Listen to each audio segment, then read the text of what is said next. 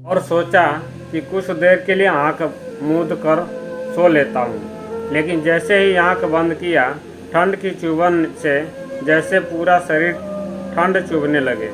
फिर क्या था, जैसे तैसे लेटे लेटे करवट बदलते हुए हल्कू पूछ की रात को कोसते हुए उठकर बैठ गए।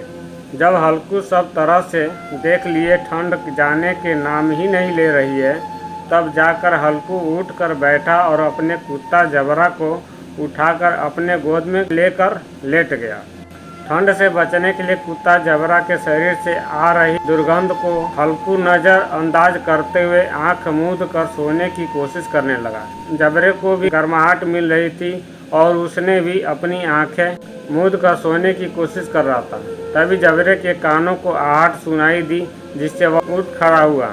जबरा अचानक मचान से बाहर निकला और इधर उधर दौड़ते हुए जोर जोर से भौंकने लगा।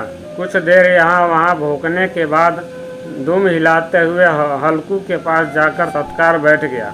ऐसे ही रात कटते हुए रात का 1 घंटा और बीत गया और ठंड कम होने का नाम ही नहीं ले रही थी। फिर क्या थी, हल्कू को ठंड से नींद कहाँ आ रहा था। फिर उठकर बैठा और अपने दोनों हाथों को टांगों को कसकर पार कर घुटनों पर सिर टिकाए बैठ गया। अब तो उसको लग रहा था कि कहीं मेरा खून जम तो नहीं गया है।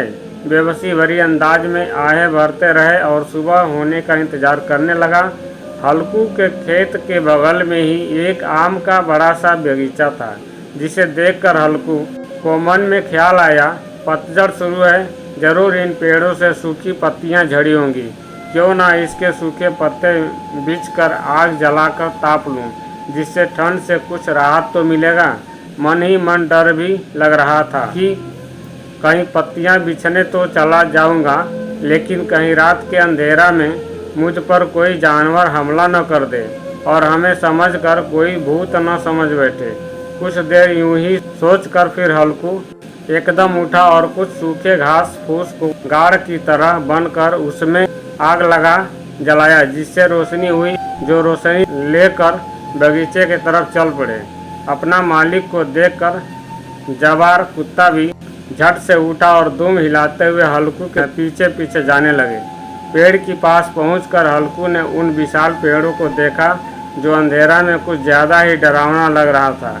अपने डर को मन ही मन में दबाते हुए पेड़ के नीचे के आसपास सूखी पत्तियों को बटोरने लगा।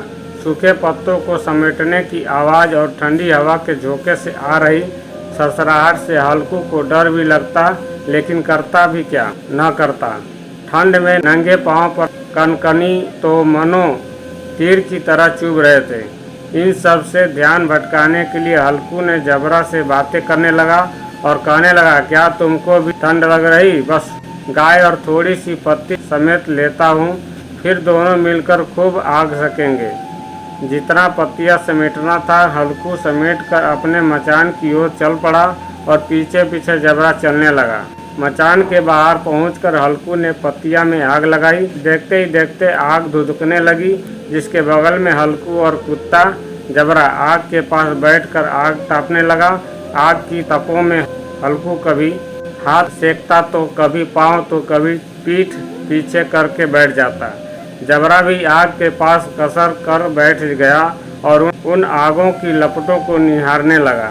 हल्कू जबरे की ओर देखकर बोला, कहा था ना मैंने, अलाव जलते ही ठंड नहीं लगेगी, अब सेक लो जी भर के आग।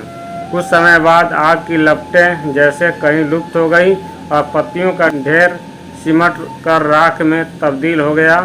अब बस कोई हवा की झोंका आता तो बची कुची चिंगारी कहीं कहीं बीच में लाल लाल अनार की दानों सी दिखाई देती। हल्कू राख के बगल में ही चादर ओढ़ कर बैठ गया, लेकिन जैसे जैसे रात ढलती जा रही थी ठंड उसे और जकारने लगी थी। जब ठंड बर्दाश्त से बाहर हो रहा था, तब हल्कू ने कुछ देर बाद उसी राख के ढेर को बराबर कर के लेट गया। हल्कू को नींद आने ही वाली थी कि जबरा अचानक उठा और खेत की ओर जोर जोर से भौंकने लगा। हल्कू की कानों में भी कुछ आवाज़ें आ रही थी, जैसे जानवरों की बड़ी झुंड खेतों में घुस आया हो और जानवर फसल चर रहा हो।